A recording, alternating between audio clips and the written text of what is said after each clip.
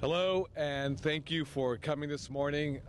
Good morning to each and every one of you. I am pleased to be joined here today by the Honorable President Pro Tem, Senator Darrell Steinberg, the Chair of the Assembly Public Employees Retirement and Social Security Committee, Assemblymember Warren Furutani, AARP Chairman, our President of California, Mr. David Pacheco, Mr. John Hamm, the CEO of the California Association of Highway Patrolmen, Mr. Gary Passmore, Vice President Director of the Congress of Senior Citizens of California, as well as Andrew Blaskovich, the owner of Drewski's Hot Rod Kitchen. $6.6 trillion. $6.6 trillion. It's a startling figure by any measure, and it is one that requires much more attention because of what it represents. While everyone seems to be circling the wagons on public employee pensions, we ignore, at our peril, a much far more dangerous and looming challenge on the horizon, and that is the retirement income crisis. $6.6 trillion represents the current retirement income deficit in the United States. In other words, it's the difference between what we have saved and what we must save. In California alone, that figure is $600 billion. That $600 billion will be a tremendous burden on taxpayers and a strain on our state's already thinning social services safety network. California threatens to become home to a sea of discarded senior citizens unless we wake up and address the looming retirement tsunami. That is why I'm pleased to announce today our legislation, SB1234 or SB1234, entitled the California Retirement Savings Trust Act, to provide a giant step forward in the direction of correcting this looming crisis that's on the immediate horizon. Here in California, nearly 50% of middle-income Californians will retire at or near the poverty level. Let me underscore and emphasize that. We're not talking about low-income folks who are about to hit senior citizen age. We're talking about nearly 50% of middle-class Californians. Once they retire, they will retire at or near poverty because they have no retirement security. This plan allows workers to take personal responsibility for their own retirement so they are not forced to work late in life. My aunt, Francisca, is a perfect example. She's 74 years old and receives just $637 per month in federal assistance, despite working all of her life. All she has to show for it today is a strong working ethos, and God bless my aunt. But however, a strong working ethos won't pay the rent, nor will it put food on the table. The poverty level is $11,000 per year, which is well below, she's well below that. But even at her age, at 74, she is still forced to scrub the floors of other people's homes in the most exclusive areas in San Diego, just to make ends meet.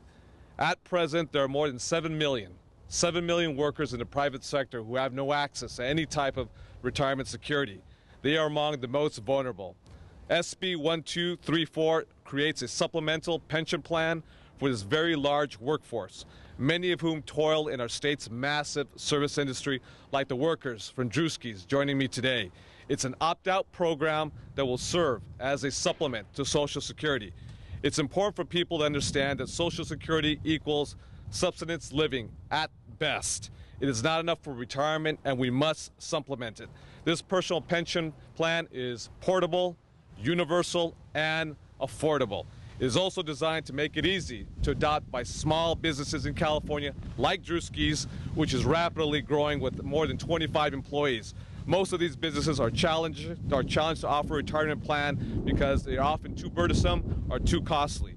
We must take action on the pending retirement tsunami, and we cannot afford the rampant poverty and devastation that awaits us if we in fact continue on our present course. I'd like to now introduce our Senate President Pro Tem, Senator Darrell Steinberg, who has taken a major leadership role in helping to craft proactive solutions for responsible retirement savings management. Mr. Pro Tem. Thank you very much. Thank you. Senator De León, and I notice Senator Gloria Negrete-McLeod, who's the chair of our Senate PERS committee, is here as well. Thank you for being here. And thank you, Senator De León, for your leadership and for coming forward with a very, very important proposal, an innovative proposal. As we debate and come to a conclusion and a product around public pension reform, the balance we must strike is very clear. We have to maintain the strength of defined benefit programs while at the same time ensuring that the public pension system is sustainable and affordable. And as we have this debate, which is very, very important, and it will continue and it will come to conclusion during this legislative session, what Senator de León has put forward is an equally crucial question that we must debate.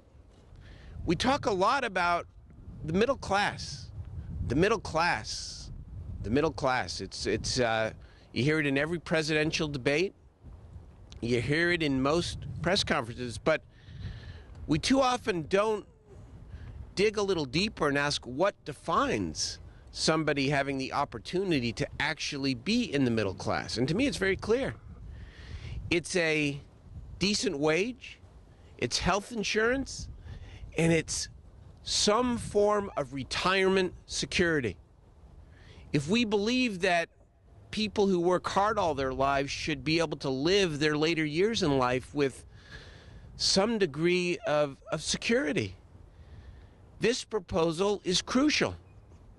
The issue before us and the challenge before us is not how we settle for an insufficient level of retirement for all Californians, whether they be public or private employees. The question is, how do we bring everybody up to a responsible, decent standard of living during their retirement years? This is a great idea because it provides an opportunity for private employers and private employees to have the right place here in the state treasurer's office to begin investing in a middle-class retirement for private sector workers. And so this is, I described it yesterday when I talked to the columnist, this is a bookend. It's an important bookend to the public pension debate that we are having now in California. Let's bring everybody up to a respectable standard that is affordable, rather than put more people down at a lower standard that too often results in poverty and hardship for our senior citizens. Very happy to join here today. Thank you very much, Senators. Okay. Mr. Pro Tem, thank you very much for your comments, and thank you very much for your strong leadership. Next, we have the chair of the Assembly Public Employees Retirement and Social Security Committee, a strong warrior on the issue of pensions, Assemblymember Warren Furutani. Thank you very much, Senator de León, and also President Pro Tem. It's a pleasure to stand with these two individuals and those that are with us this afternoon to talk about something that is about as American as you can talk about. I don't know when it happened, but there became terms thrown around relative to pensions, and one of them that I found very interesting is the term pension envy, where people are talking about public employees have pensions, we don't have a pension, so they shouldn't have a pension. What this bill does is sort of turn that argument and statement on its head by saying that people don't have pensions, public employees have pensions, and everybody should have a pension, is what we're trying to say with this bill. Kevin de León's approach in terms of looking at the private sector, and is how the President Pro Tem has stated and been quoted about bookends, I think couldn't better describe what this bill is going to do. It's going to provide something that I can remember for the longest time, my father lamenting, my mother lamenting, talking about their golden years and how they would spend their retirement. Well, the key to a comfortable retirement, a key to a retirement where you're not deciding whether to get your prescription drugs for what ailment you might have or getting dog food to eat, is to have some kind of retirement security. And what this does in the private sector on a voluntary basis is it provides an opportunity, particularly for, as we call, middle class, working class workers, to have a way of saving and then safely investing their limited dollars so that they can have a supplemental support for their Social Security in their retirement. And I think what we're clearly talking about is an opportunity for people not to talk about pensions or not having a pensions, people not talking about lowering everybody's boat in a lowering tide relative to the difficult economic times, but to talk about raising all boats into a place where we think everybody should be, particularly in their twilight years, in their golden years, years I'm about to enter not too long from now, where you can have a stable retirement. This bill speaks to a voluntary program where individuals can use it as a way of saving through the help of their employers, and then have this investment that they're saving used by people that would be professionals in terms of investing the dollars with a limited and guaranteed % return, and probably we're going to have also a way of making sure that their principal is defended as well. But it's a really stable way of proceeding relative to investment with limited dollars in terms of retirement. I think it's an exciting approach. I think this is something we need to have on the table as we talk about public employee pensions. We need to talk about pensions for everybody. That's the American way. This is something we need to do for all workers, not only in the state of California, but in the country. Thank you very much. Thank you very much, Mr. Warren Furutani. Next, we'll have the chair of the Senate Purse Committee, Senator Gloria Negrete-McLeod. Way down. Yeah. Good morning. I want to thank these leaders here, fellow legislators who thought outside the box, who said how important this is for the middle class. You know, I have spoken before about the pensions not being any way to get rich on working for the state government, but for pensions that are to actually make people secure in their retirement age. So I think that this bill does that. SB 1234 is a step forward in this way. And so I want to thank my fellow legislators here for bringing forth this bill so that we can start really addressing what it is that we want to see as a state. What is our vision as a state? We would like everybody to be secure in their golden age. So I want to thank you all. Thank you. We have a couple more folks, and then we're going to open up to Q&A. Next on the list, we have the president of the California AARP, Mr. David Pacheco. Thank you. Lovely day to be outside. I'm state president of AARP California. We have more than 3 million members here in the state, and they are also known to be pretty high propensity voters. On behalf of AARP, today's introduction of SB 1234 by Senator de León to help California's workers without an employee-sponsored pension plan save for retirement, we applaud that effort. This is a critical step towards providing all Californians an easy, low-cost way to save for their retirement.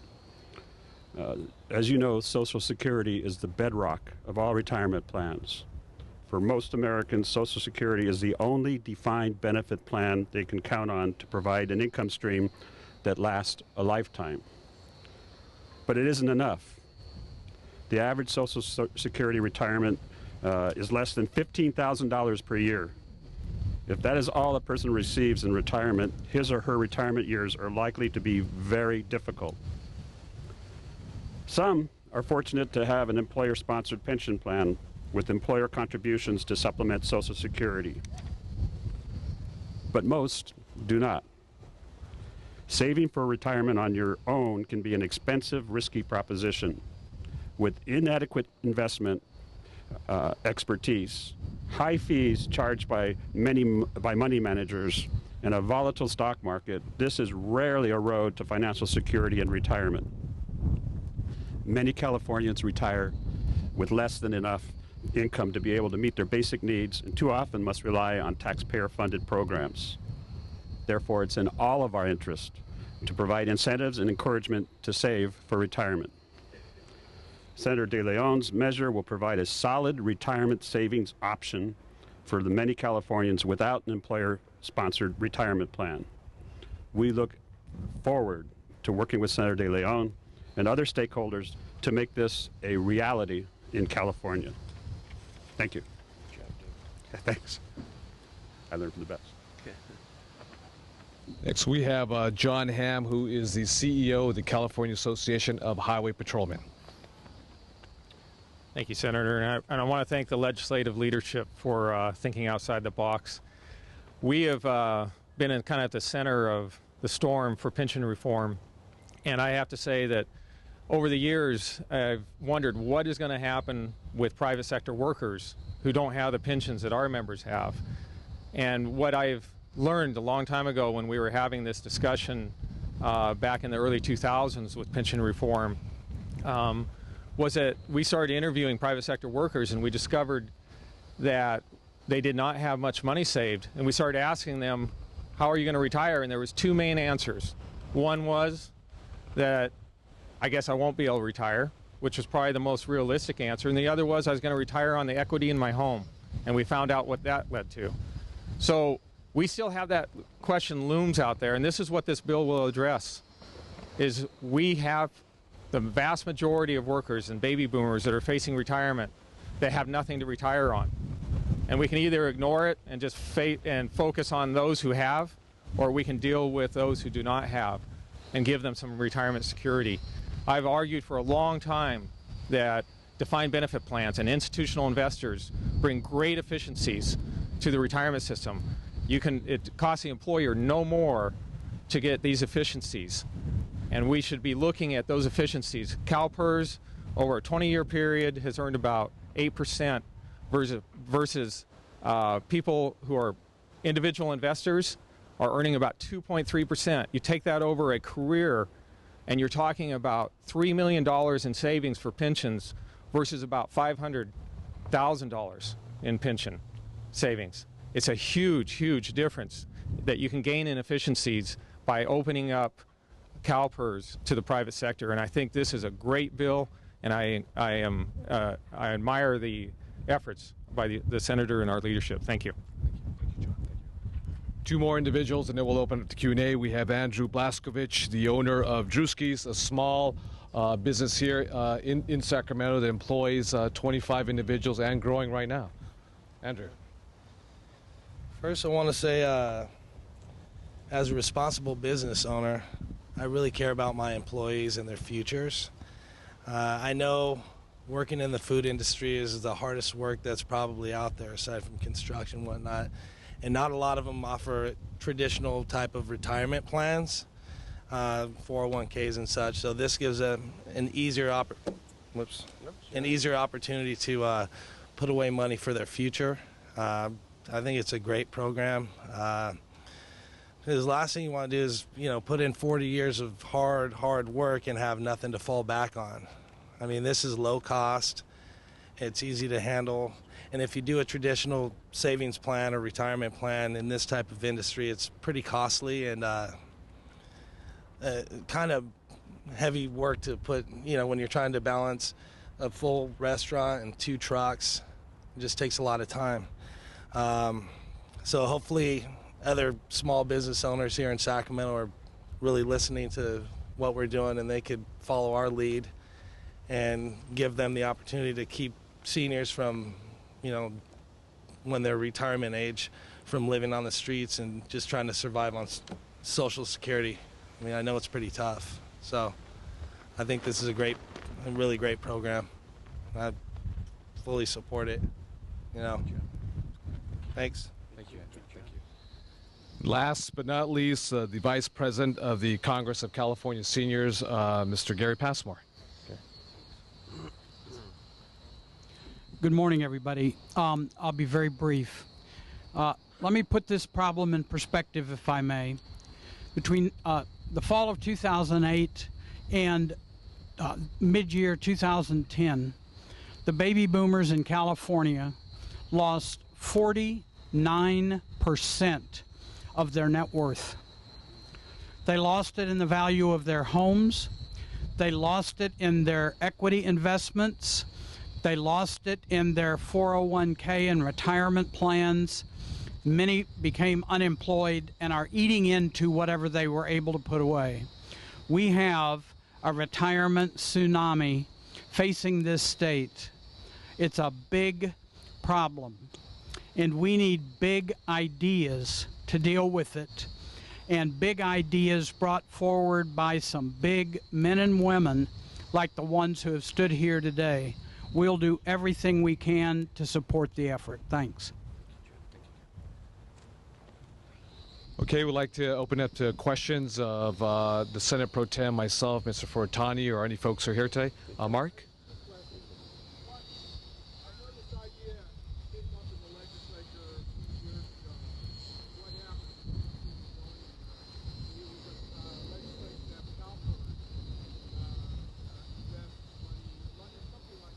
Yeah.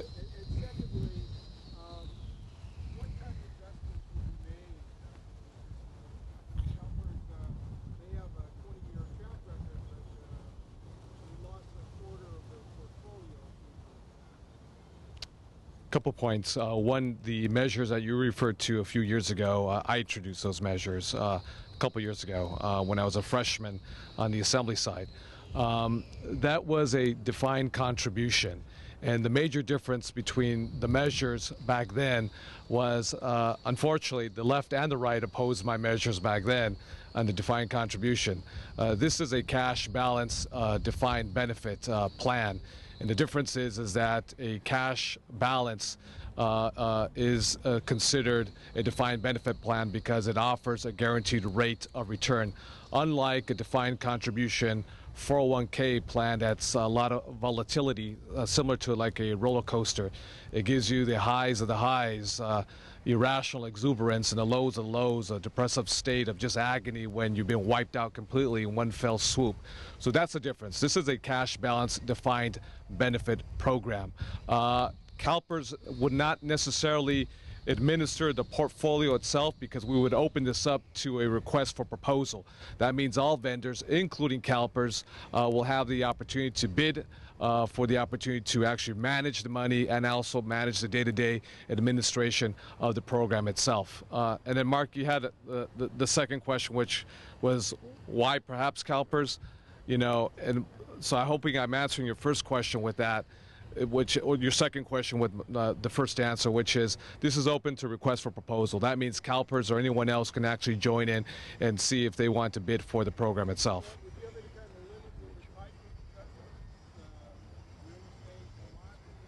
You know, we're gonna leave flexibility for the board itself. The board will be headed up by the state treasurer, an appointee by the Senate Pro Tem, as well as the governor and the speaker, as well as the controller.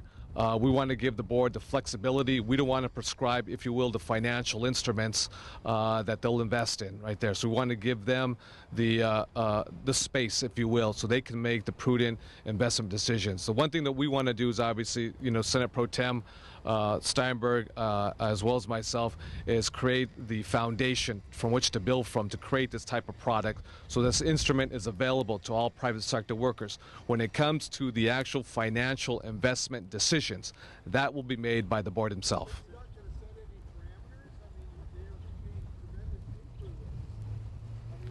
Well, we'll say this. This is a supplemental to your Social Security. This is not the panacea. So one thing I want to underscore and highlight, if you will, is this won't parallel, if you will, the current state workers' pension plans, whatever the end result may be after a course of reforms done by the legislature and with the governor. This is if you will, the minimum wage of retirement security plans as a supplemental to your Social Security. That being said, I would have to extrapolate that the types of investments would be conservative to get you a guaranteed rate of return over a course of years. So I don't think you're going to have volcanic volatility, if you will, with imprudent decision making. This will be a stable, defined benefit plan. Yeah. On the issue of it being a cash balance plan, which is not technically a 401k Correct. plan, you're going to have millions of Californians who have a 401k and say, that's a better deal than I've got. That the cash balance, defined benefits is a better deal? Workers who have a 401k now who have been subject to the ups and downs Yeah.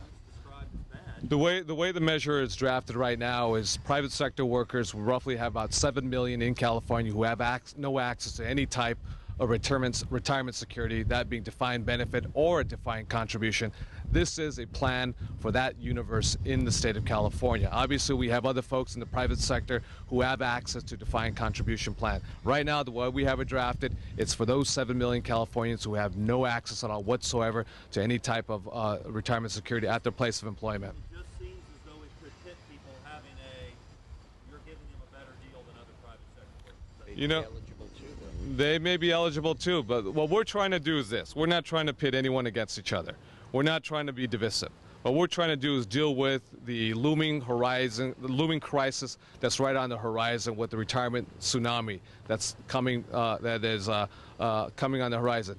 I've used my aunt as an example of an individual who's worked all her life, 6 days a week, never asked for one single penny from public assistance, and at the end of the day, at the age of 74, she has no built-up assets to show for it. And that's what we're trying to deal with right now, that universe right now. We'll cross that bridge with regards to other individuals in the private sector who have any type of retirement plan. Darrell, if you want to join, feel free. Yes. No. The employer part will be voluntary. The employee is not voluntary. It is an opt-out program. So that means all individuals will be enrolled in the program. If you don't want to be enrolled in the program, you'd have to opt out of the program itself.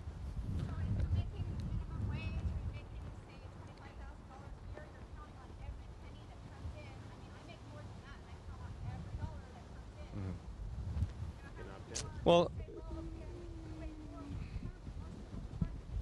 but you can opt out. But see, that's the beauty of the thing. And you hit at a very philosophical debate right now.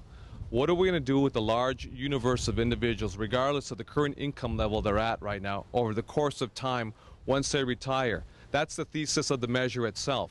Now, the question becomes, do you need more cash in your pocket to survive day to day, pay the rent, put the food on the table? That's an understandable question right there. What we need to do is educate folks. They will have the decision and the power to make their own choice if they want to stay in the system or if, in fact, they want to opt out of the system. But that's a real reality that we're dealing with fiscally with regards to individuals at a low income wage level over a course of time who don't want to retire, or I should say not retire, but they have to continue to work until they're 70, 75, 80 years old. That's a real dilemma that we're dealing with. We got to go? We can do follow-ups. You want to do one? Questions, we can do follow-ups. Okay, all right, okay. Oh, Judy? Okay, one more question.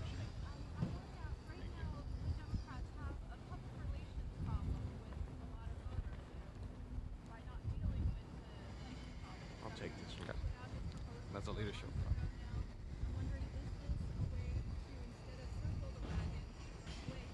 Absolutely not. Look at, we have committed to doing public pension reform. We're going to follow through on that. But we're going to be smart about it. We're going to be analytical. We're going to let the numbers speak for themselves. And this is, as I say it again, an important bookend, I think, to the overall debate. But we're not running away from anything. We know our... very aware of our responsibilities. We're very aware of public opinion, but we're also not going to cave into emotion and rhetoric. We're going to be analytical about it. We don't shy away from believing that retirement security and defined benefit programs are the right thing for California and for Californians. They need to be affordable. We know we need to engage in reform and the 12-point, address the 12 points that the governor has put forward. We intend to do so.